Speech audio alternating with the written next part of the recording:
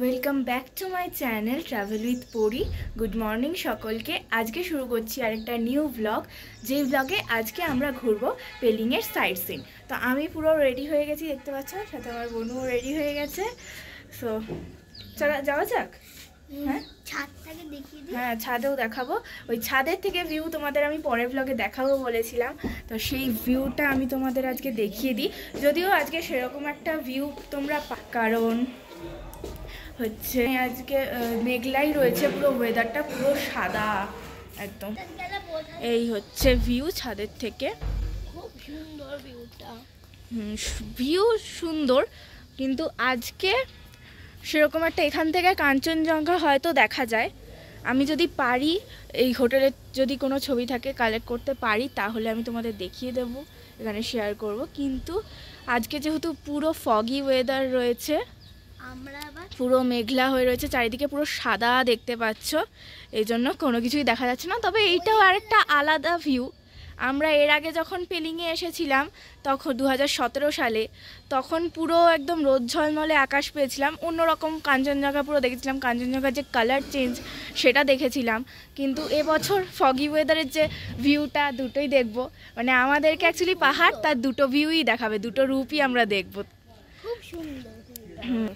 আমার বোনু রিভিউ দিয়ে দিয়েছে, তাহলে তো সুন্দর হতেই হবে। হ্যাঁ, তো আমরা এবার বেরিয়ে পড়ি। আমরা ব্রেকফাস্টটা বোধহয় এই হোটেলে কমপ্লিমেন্টারি আছে, তো ব্রেকফাস্ট করে তারপর আমরা, গাড়ি চলেও এসেছে হয়তো এতক্ষণে, কারণ 8:30টার বেশি বাজে, তো গাড়িতে করে বেরিয়ে পড়ি। এই পাশে যে হোটেলটা দেখতে পাচ্ছ, এই যে এই কুয়াশার মধ্যে দিয়ে হালকা হালকা দেখা যাচ্ছে, ওটাতেই আমরা আগের বার ছিলাম। ওই হোটেলটার নাম সোনামচেন, ওটার থেকে ভিউ অসাধারণ ছিল। এবারে এই হোটেলটাতে রয়েছি।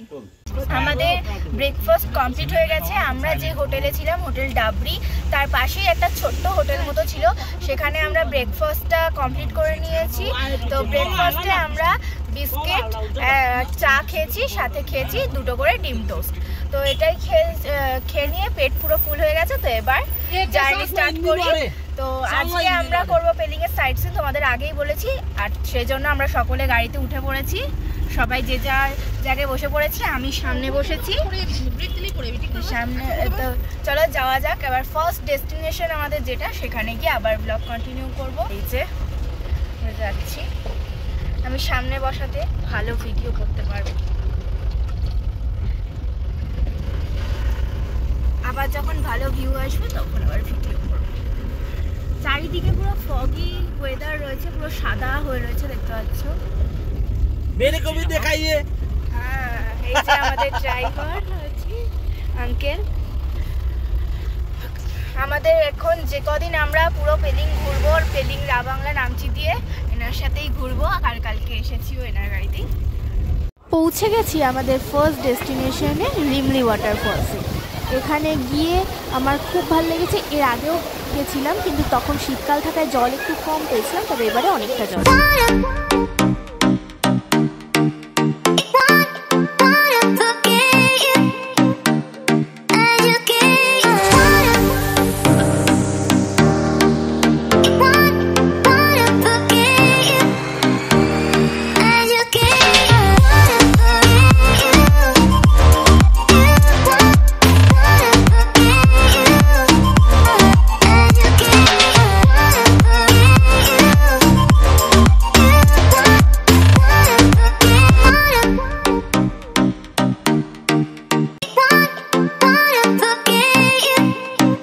এখন আমরা পৌঁছে গেছি আমাদের সেকেন্ড ডেস্টিনেশন অরেঞ্জ গার্ডেনে।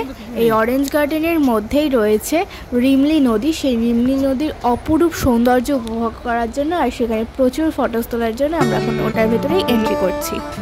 অরেঞ্জ গার্ডেনের কিন্তু এন্ট্রি ফি রয়েছে 30 রুপিস।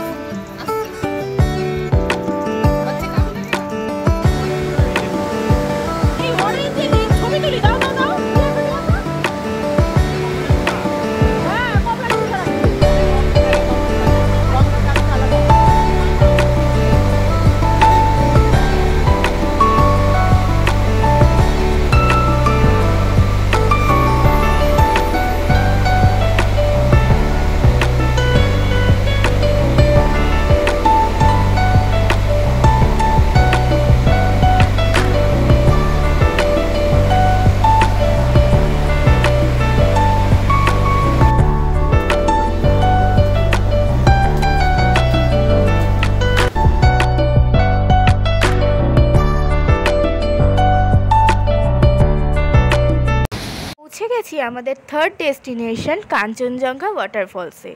কাঞ্চনজঙ্ঘা ওয়াটারফলসে কিন্তু দুটো স্টেজ আছে, একটা নিচে একটা ওপরে। নিচেরটায় দেখার জন্য কোনো রকম টিকিট লাগে না, কিন্তু ওপরেরটায় যাওয়ার জন্য টিকিট লাগে। আগের বার আমরা যখন এসেছিলাম আমরা ওপরটায় গেছিলাম, কিন্তু একই রকম যেহেতু, শুধু ওপরে যে ওয়াটারফলস সেটা একটু বড় আকৃতির, তো সেটা দেখার জন্য আমরা আর শুধু ওপরে গেলাম না, নিচের থেকেই ভিডিও করেছি। কাঞ্চনজঙ্ঘা ওয়াটারফলসের ওপর কিন্তু জিপলাইনেরও ব্যবস্থা আছে। আমিও এবার ভেবেছিলাম সেই অ্যাডভেঞ্চারটার ফিল নেব, বাট বৃষ্টি হওয়ার জন্য সেটা আর করা হয়ে ওঠেনি। আজকের পর্ব এই পর্যন্তই, দেখা হবে পরের পর্বে, যেই পর্বে আমরা যাব পেলিংয়ের মেন আকর্ষণ স্কাইওয়াকে। এই ভিডিওটা ভালো লেগে থাকলে প্লিজ লাইক, কমেন্ট, শেয়ার এবং সাবস্ক্রাইব করতে ভুলো না।